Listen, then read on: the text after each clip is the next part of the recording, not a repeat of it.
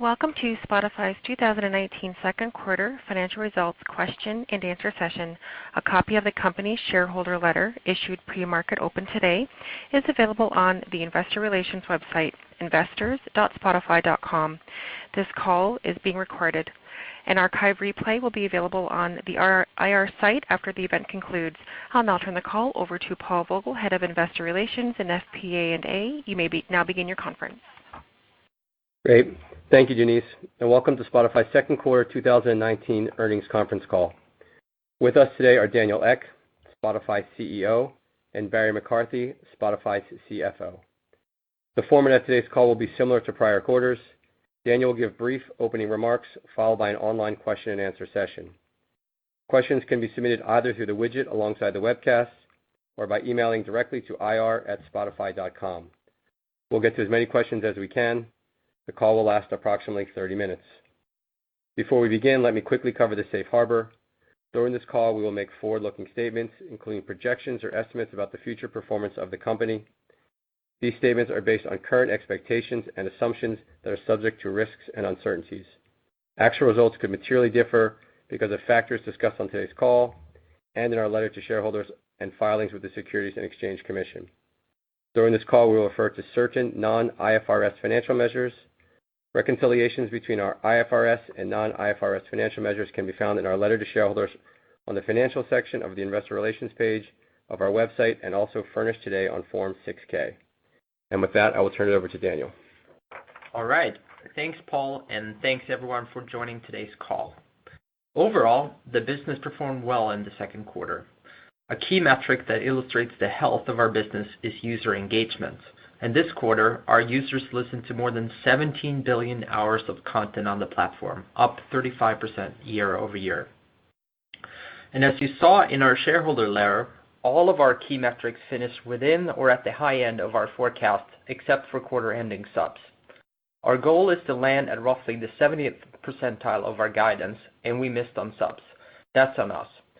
The good news is the shortfall was execution related rather than softness in the business, and we expect to make up the lost ground before year end. At our Investor Day in April of last year, we said that we're still in the early innings of the growth of the streaming audio market, and we still believe that's true today. As you can see from our second quarter results, we're really expanding the top of our funnel. Ad-supported MAU growth accelerated in this quarter for the second consecutive year and was our fastest year-over-year growth rate since 2016. In Q2, we also delivered 31% year-over-year subscriber growth, which we believe is roughly twice the rate of growth of our nearest closest competitor. We have also reached agreements with 2 out of 4 of our major label partners on the renewal of our global sound recording licenses, and we're in active discussions with the other 2. And this is the 6th round of label negotiations that we worked through in our 13-year history. And while it's typically a long, drawn-out process, it's really part of our normal cadence. To reiterate, one of the primary goals for this round of negotiations is about enabling our two-sided marketplace strategy. Our development of this strategy is well underway, including testing and prototyping products with a few key partners. We see a tremendous potential, and there will be more to come in 2020. Now let's open the floor for questions. Great. Thanks, Daniel. Our first question comes from Mark Mahaney at RBC. Could you talk a little more about the key drivers behind churn reaching record low levels? How should we think about this churn percentage trending over time? Should it hold relatively steady from here or continue to move downward? Hey, Mark, Barry. Well, look, as we continue to make investments in improving the overall quality of the user experience, both from a content perspective and with respect to the features and functionality of the app and our ability to understand people's likes and dislikes and deliver content to them that they will engage with, we ought to continue to see that higher customer sat leads to lower churn. So on a year-over-year basis, we were at 5% monthly average churn in Q2 of last year, down to 4.6 this year. I expect that trend will continue unless there's some dramatic shift in product mix. say, away from some of our lower value plans to higher value plans, and we're not expecting that to happen. So the strategic goal of the business is to continue to invest aggressively in improving the user experience, and if we make wise investments, then we will continue to see longer lifetime value. So today, users are worth more than they were a year ago, principally because the LTV to SAC ratio, which at the time of the Investor Day was sitting at 2.5 times to 1, is now sitting at about 3.1 to 1. Great, thanks. Our next question comes from Eric Sheridan at UBS.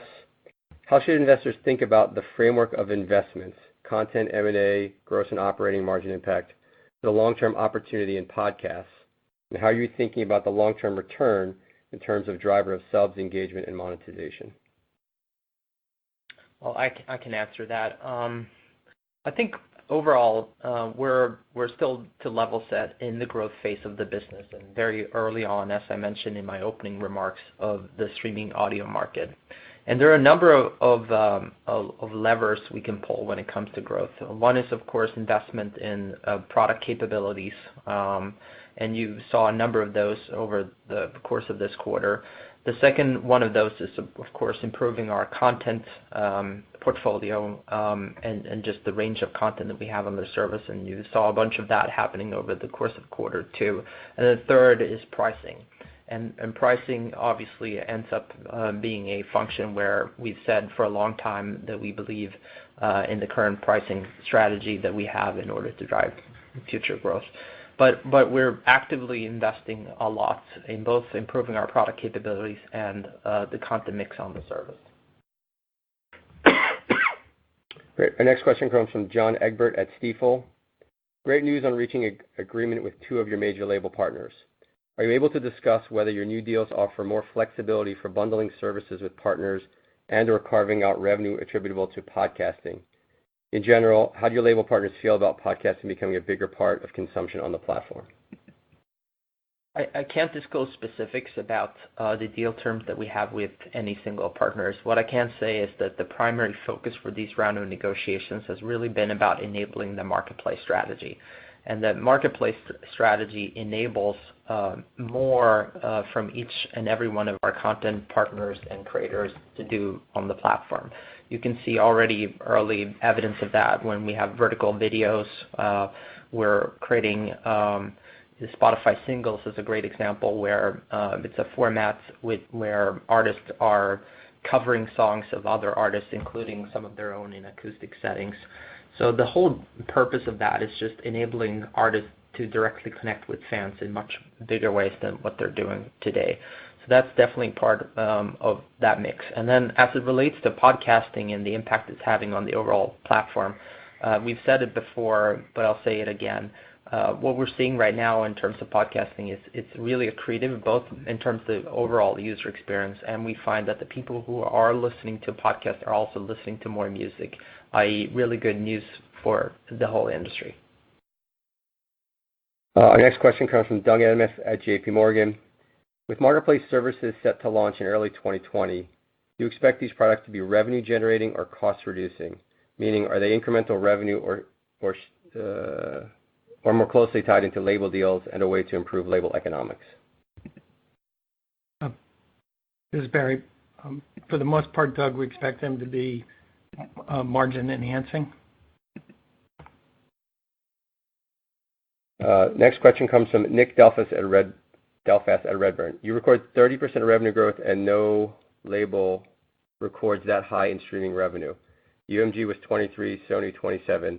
Are the majors losing share, or is it about geographical mix? I can't speak to exactly what our label partners' growth rates we're looking at, but what I would say is probably a mix of their overall business. So remember, not the entirety of the music industry is streaming yet. We are obviously hoping that streaming becomes an even bigger part of the music industry, but they are still very much physical businesses, streaming businesses, and many other parts that makes up the total revenue mix. So that probably explains the delta. Next question from Ben Swinburne at Morgan Stanley. You called out execution on student plan as a driver of net ad shortfall and not demand or competition issue. Can you give us more color on your conviction in its execution? Separately, do you think this new higher advertising growth rate is sustainable through the second half?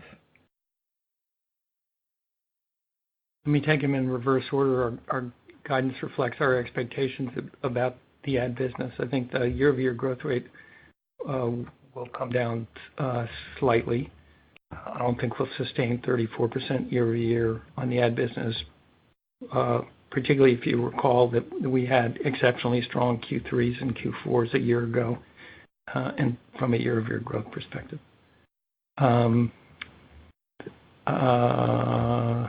sorry, can you repeat the first part of the question? It was about the missed students. On students. Well, we can see what the results were versus our own forecasts on a kind of by line basis, which is why we know where we missed and how much we missed by. It was less than 1 million in aggregate. I think the consensus, they're seeing two consensus forecasts, one at 108.8, one at 108.5, which is how I know we missed by less than 1 mil.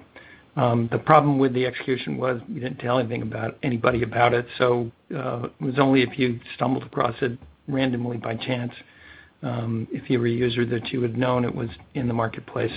We had no marketing support for it at all. So that's on us. It's a relatively easy fix. It's just one that got away from us in the quarter. And I think there was a question about competition and how we're growing relative to comps.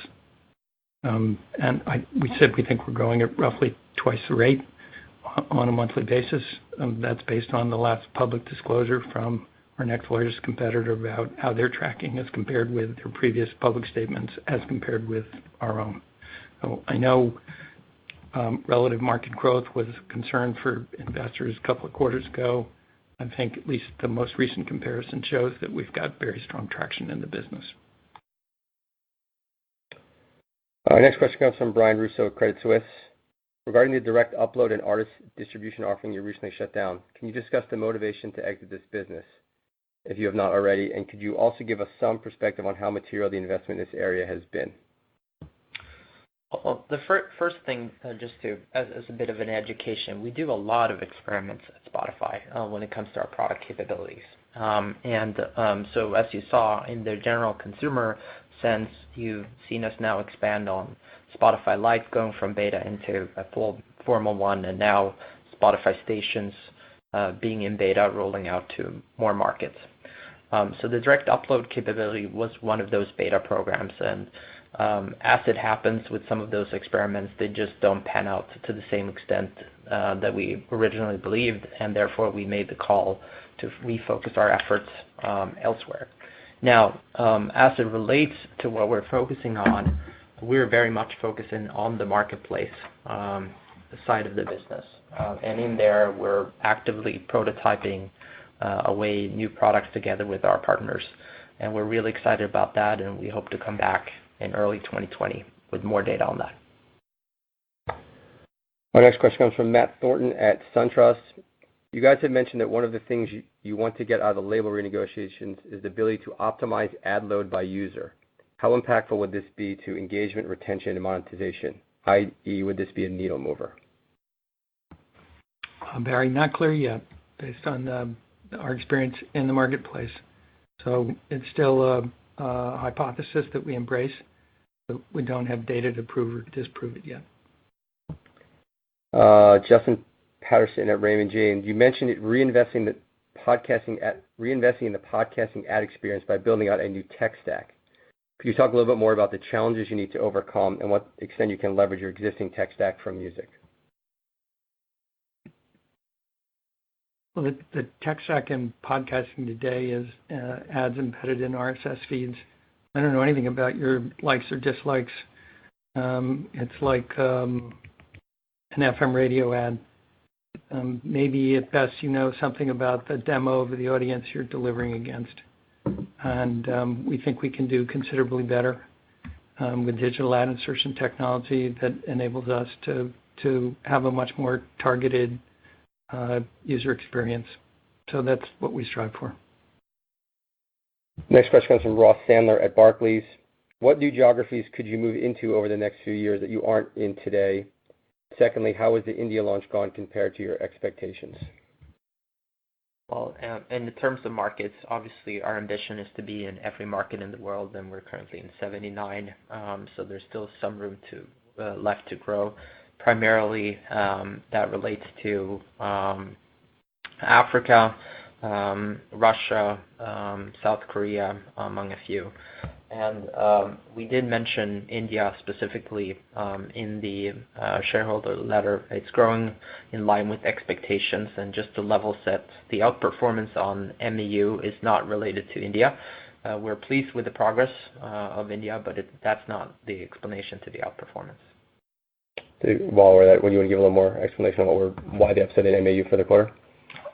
Yeah, I mean, as I mentioned, in terms of the rate of experiments that we're doing here at Spotify, I know everyone wants to know that the single sort of attributing thing that caused the outperformance. The truth of the matter is it's not one thing. It's a lot of small things that adds up to a much better experience, and that better experience then translates into a higher user growth, better engagement, and lower churn. So you saw us ship a number of large initiatives like Spotify Lite and Spotify Stations in the quarter. We also would have been able to see probably 50 to 100 minor experience changes that all in all leads to higher engagement, which leads to higher retention in the business. And that's, for me, the exciting thing right now is that there's a lot of those kind of small tweaks that we can do that in aggregate really compounds into an overall better experience and increases engagement. Our next question comes from Heath Terry at Goldman Sachs. Given the slight shortfall in subscribers and the profitability leverage you saw elsewhere in the model, any reason you aren't investing more in subscriber acquisition? Is it a function of SAC limitations? If so, how does lower churn impact the way you're thinking about SAC, and are you willing to accept the SAC you're willing to accept in the business? Nothing's changed in terms of the way we think about marketing. By way of reminder, there are a couple of different ways to grow the user base. One is to invest in marketing. Two is to invest in the user experience. The two forms of user experience investment are, one, investing in the amount of content available on the platform. Think podcasts, and we're very aggressively investing there. The other is the quality of the user experience. Examples include what Daniel just described. And it's basically about enabling users to have a better user experience because we have a better understanding of what kinds of content they will want to be exposed to and engage with. And we're investing very aggressively there, primarily technology-related investments, which is people and engineering know-how. So there's nothing about the current performance of business that is causing us to rethink the asset allocation decisions we've made to drive growth, and those are principally the user experience, engineering know-how, and content. The next question comes from Maria Ripps at Canaccord. Your full-year gross margin outlook implies upside from prior guidance. Can you talk about the key drivers there and whether the two label agreements you mentioned in the press release are expected to bring some leverage? Can you also refresh us on your long-term content cost structure for music and non-music? So the new label agreements are not contributing. Our expectation is that the other two agreements, when completed, will also not contribute, which is consistent with the expectations we've told you to have for the label agreements. So why are we outperforming? A couple of things. One is our P&L expense related to podcast investments is a little bit lower than we were expecting it to be at this stage in the calendar year. We're spending as aggressively as we thought we would on podcasts, but it's not finding its way to the P&L as quickly as we thought it would. And then secondly, we have been pursuing a number of investments to reduce our costs of delivering content to users. Some of these are cloud-related costs, and we've had good progress there, and we've seen some savings as compared with our expectations. Next question comes from Jess Reif Ehrlich from Bank of America. Can you give us color on the markets that are shifting from physical to digital, like Japan and Germany? Yeah, I mean, as it relates, I think it's there are some markets that are more physical than others and have sort of a longer lag in terms of adopting to that.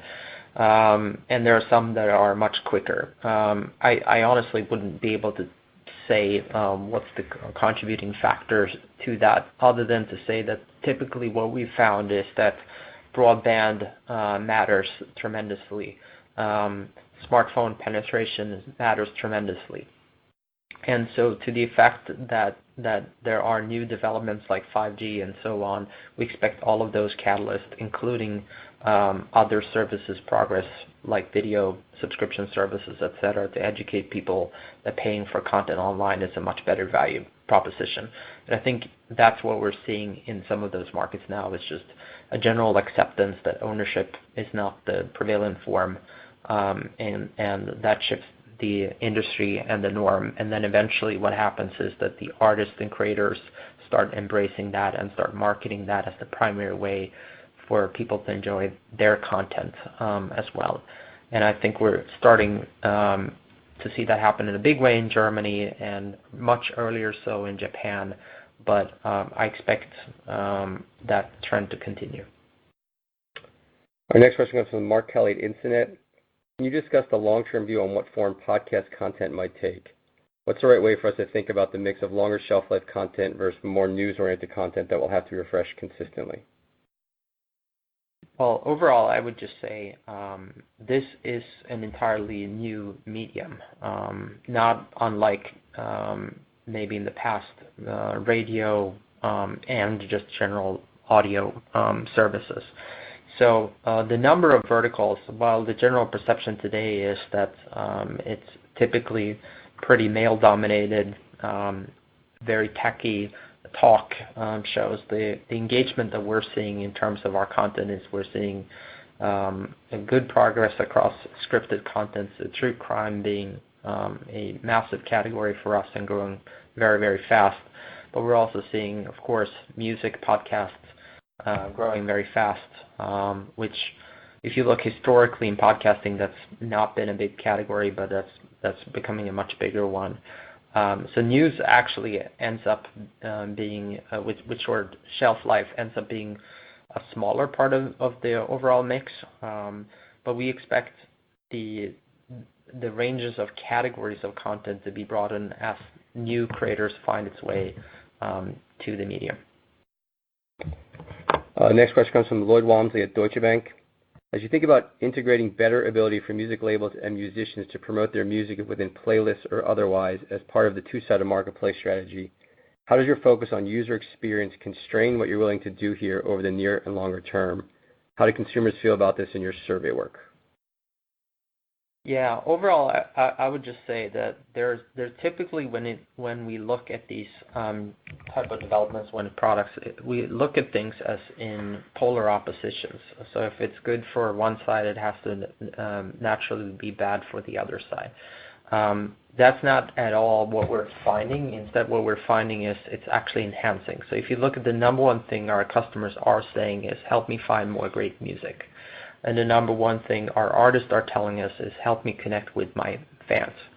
And so it's actually the same question both are asking us to help solve. So we believe that we can do something that's net positive from a user experience point of view, while at the same time also helping labels and artists with a real pressure point for them, which is that they today have to participate in the marketplace by spending a lot of money going onto other digital platforms, marketing that content in a non-native environment where you then have to click a couple of links and then end up a minute or two later listening to that content.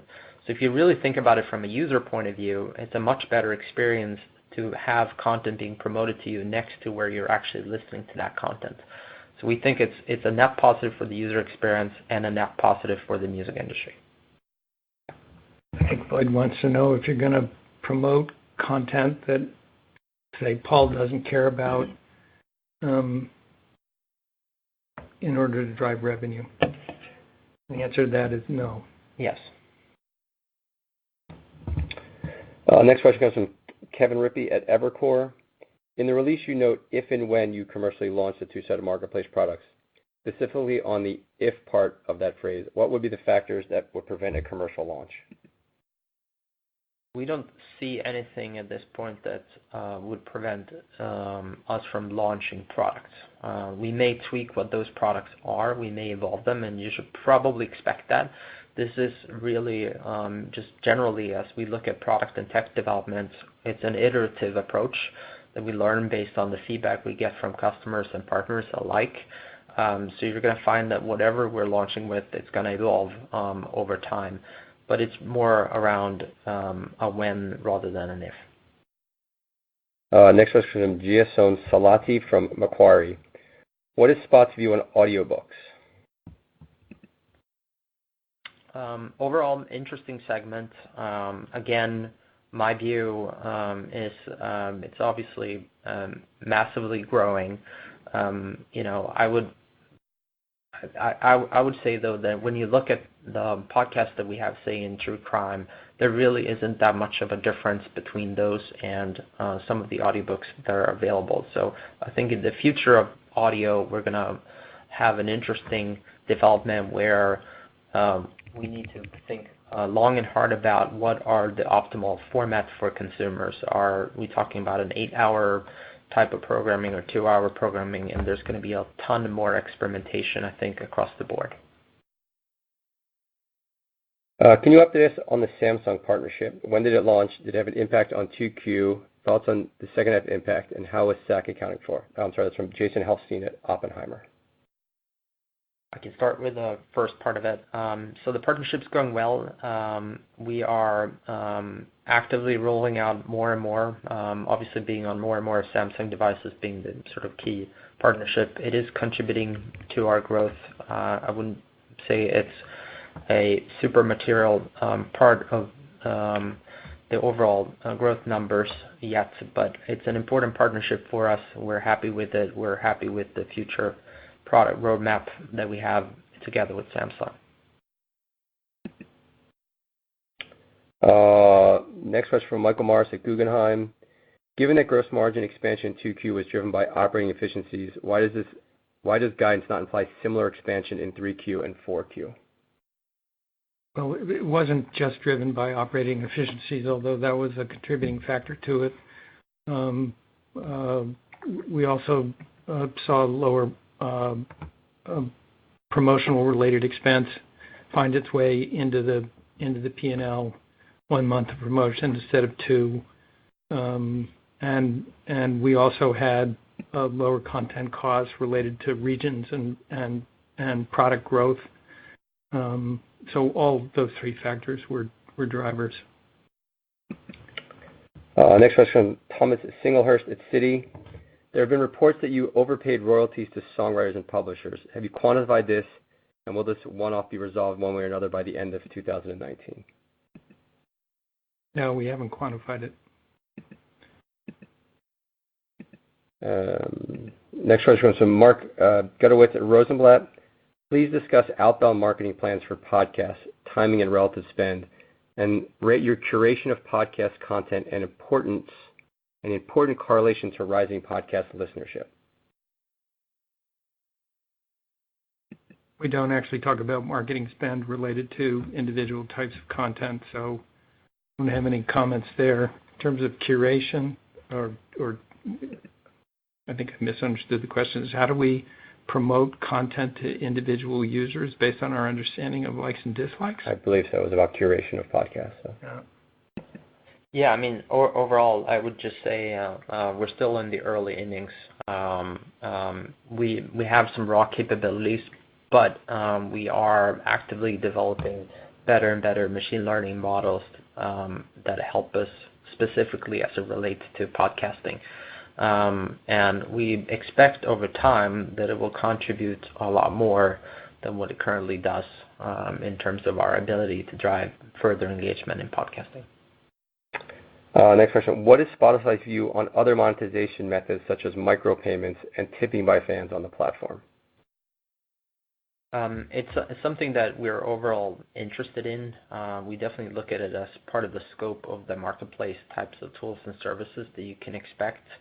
I don't know the specifics around which one of those things you should be expecting. But again, the genesis really in the company is to experiment a lot, and based on the feedback that we're going to see, we're going to roll it out more broadly or we won't.